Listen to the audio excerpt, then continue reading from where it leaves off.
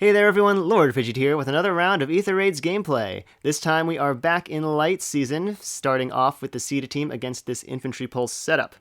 I actually made a number of, I don't know about misplays, technically, more like miscalculations, that's the word. Miscalculations here, which we'll get into as I talk it over. My strategy here to open things up is to break the catapult, and then have Harmonic Caeda take down Catria on the subsequent player phase. I forgot that because Catria's 7th slot and she provides warp power to Berkut, that Berkut actually jumps out in front to provide a refresh, which is actually perfectly fine. I can take out the refresher instead. But then I actually ended up getting a little bit greedy. I refreshed Caeda and had her attack Catria, forgetting that due to Steady Posture 3, she wouldn't get the last 3 charges on her Gale Force. I was saved by the fact that Catria dealt exactly 30 damage, putting Caeda into Wings of Mercy range. I took out the Byleth, which is required because Byleth had no assist, and I can't get my units out of Hell's range, which means that after Byleth had moved, if he was still alive, he would have been eligible for it to change fate from Crom because Byleth would have been under threat by whoever was left in Hell's range, in this case Azura. So I did have to take out the Byleth. Fortunately, that activated Gale Force, which was at that point only at 1 charge. And now my goal transitions to keeping Medeus and Byleth, Medeus and Joshua together. The idea being that I want to attack Joshua to provide the Panic Smoke debuff to Medeus, which reverses his attack and res bonus from his weapon, which ended up actually being a pretty simple thing to do because the Medeus has swap and Joshua has no assist. So here they're in position now. I just needed to get my Caeda down there so she could attack Joshua. And then I think I activated Caeda's Harmonic skill, actually, just for extra stats.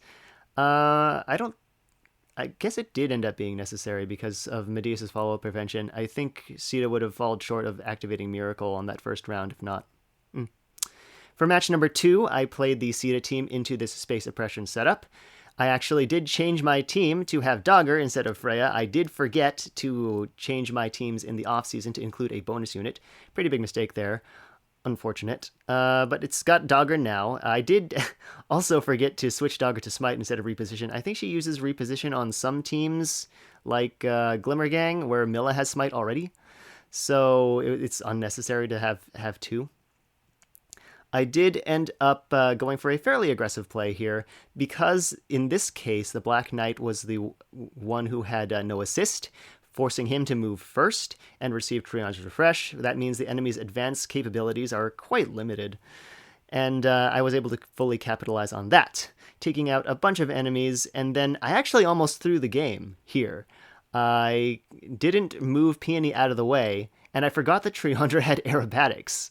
So Black Knight still moved first, but after that, Triandra actually attacked Peony, and reversing the attack buff from Medeus was what saved Peony. She lived on exactly 1 HP. So that had to have been frustrating to see as the map's designer. Yeah, bit of a misplay there, but oh well. And at that point, it was just a matter of taking out the Black Knight, grabbing the Ether Structures. Pretty simple task with Ula in play, and that is match number 2. For match number 3, I faced this really annoying, I don't know what to call this map. This is like is this a rematch bait map? It's a potential rematch scouting map. I've heard that sometimes people who make maps like these try to scout out, like, are the people who are fighting this map, do they have a brain? Are they likely to have a strong defense map? I shouldn't say do they have a brain. That's not fair. But the strategy here is to have Dogger break both of the Ether Structures with an assist from Caeda Sea Blossom Pair's Harmonic skill. Since Dogger is from the Hero's title, she is eligible to receive that extra action.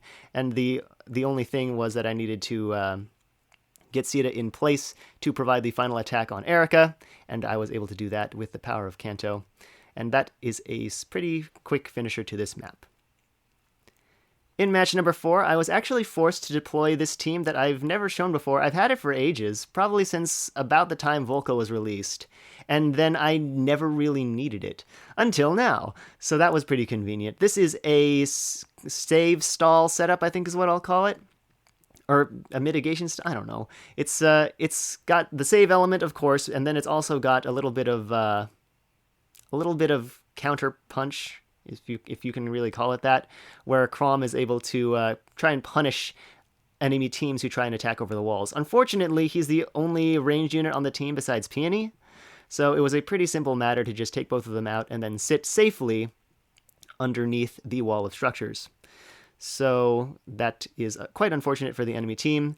And after this, it just became a matter of picking off the enemies as they got closer. Volca was fortunately able to take down Ike with the Deadeye, and of course the Catria, Harmonic Catria's triangle attack effect.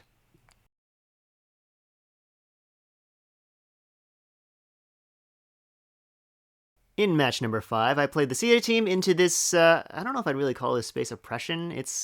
I don't know, there's definitely a lot of space pressure going on with all the warp abilities from Sonya and whatnot. Unfortunately, the Sonya is also quite exposed. I was able to kick things off by having Uller just attack her straight up. Even with triangle disadvantage, she was able to land the one-shot thanks to effective damage. And then I was able to get Caeda in position to handle either Sothis or Hell on the enemy phase. I wasn't really sure who was going to get the refresh. It kind of depended on how the enemy chose to move. Ultimately, ended up being Sothis. I did put Peony in a cardinal direction from Caeda, which actually ended up mattering a lot. I didn't realize that the KO on Sothis was going to be quite that close. But afterward, I was able to have Caeda take out the Azura, removing the final movement wild card, I guess, that the enemy team had. And I did reposition my units out in such a way as to thwart a non-gravity afflicted Lysithea, just mostly to prove that I could. Let's see here. What else can I say? I think I wanted to go for a Gale Force activation, but then I realized that Caeda wouldn't actually activate Gale Force. I did notice that she would be able to KO the Medeus with a little extra attack power, and that attack power was nicely provided by Peony, thanks to Flower of Joy and Drive Attack. After that, it was just a matter of taking down the Hell, and I actually managed to do that on the player phase with the power of Gale Force. For match number 6, I sent the Caeda team in against this space oppression setup. You could maybe even call it a cav line, to be honest. I decided to go with a Gale Force initiation here, smiting Caeda onto the heavy trap to take down the note. After that, I was able to reposition Peony to refresh Caeda Sea Blossom pair so she could take down Sigurd and Tiki. Thanks to Flow Guard, Caeda was able to prevent the charge of Sigurd's special and avoid dying a horrible, painful death. After that, it was a matter of getting rid of the rest of the Duo and Harmonic units. And fortunately, Azura was able to KO the Leaf. That is unfortunately not a guarantee. Despite color advantage, sometimes he can just have too much defense. After that, it was a quick reposition away from getting everybody to safety. Well, except Azura, who had to tank a hit from Triandra, which is totally fine. And then just after that, it was getting the Ether Structures, which was easy enough with Triandra trapped, and finishing off the map. For match number 7, I sent the Caeda team up against this stall setup. I kicked things off by breaking structures up the left-hand side and having Caeda take on Hell on the enemy phase. Surprisingly, I don't think the Hell actually died, and it was revealed that the Renea had Wings of Mercy for some reason. I'm not sure why that is, since Hell is actually a pretty easy unit to get into Wings of Mercy thresholds. So really all that does is break your formation. And maybe if I'd had a really squishy red in Renea's range instead of Caeda Sea Blossom pair, then that could have turned out poorly for me. But as it is, all it really did was break the enemy's formation. I guess in the long run, it doesn't really matter too much, since Uller can't KO the Hector anyway. I believe he definitely had Hardy Fighter, but I forget if he was running Sacred Cowl or Aegis.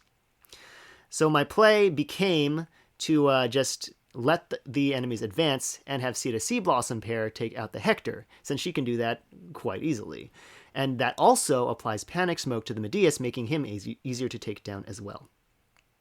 So that was what I ended up doing. And after that, it became a matter of taking down the units on the right-hand side. I actually got a little caught up doing that. I forgot that Gatekeeper's B passive prevents two range units from moving through spaces within 2 spaces of him. The idea that I was going for here was that I wanted to move Uller 2 spaces to the right to stand in front of Gatekeeper and attack the Sothis. And then Caeda would go into that space afterward and attack the Note. But then Uller couldn't move 2 spaces to the right because Gatekeeper blocked her. Fortunately, I was able to work around that and trap the Gatekeeper, taking out both Sothis and Note. And then I think what I ended up doing is, I just broke all the structures around the Gatekeeper. Usually I would consider that to be mild BM-ish. Not really, I guess, but you could consider it that way. But in this case, I needed to break the structures so that I could disable Gatekeeper's weapon bonuses, and then Caeda was able to take him out with Gale Force. For match number 8, I sent the Caeda team in against whatever you call this. I'm not really sure what it is. It kind of looks like it could be a 7th slot trap, but while it's true that Azura does come out to refresh the Note, thanks to Pathfinder, there's no follow-up off of it. I guess maybe there is something if you manage to leave a unit in Note's extended threat range, but outside of that, I'm not really sure why this map is designed this way. I was able to have Caeda Sea Blossom pair take out the Azura, and then just Canto away. Unfortunately, my pre-combat calculations for Caeda versus Sothis somehow didn't take into account the fact that Caeda has Speed, Def Rain, and SD Near Trace. So Sothis's defense was a good 7 points lower than I was anticipating. Not sure how I quite managed to forget about that, but oh well. After that first turn of retreat, it just became a matter of taking out the enemies as they approached. Simple enough, especially since Azura was able to take down the Erica. That was really nice. And now Note's too far away to provide proper Pathfinder support. And I guess even if she was, none of my units were in range of Sothis or Bramimond. So no big deal there. And then, of course, the play here to finish things off is to take down Sothis and Bramimond, who have higher movement range than Fjorm, and just finish off the map on turn 5. So, yep, pretty simple stuff to close out the season.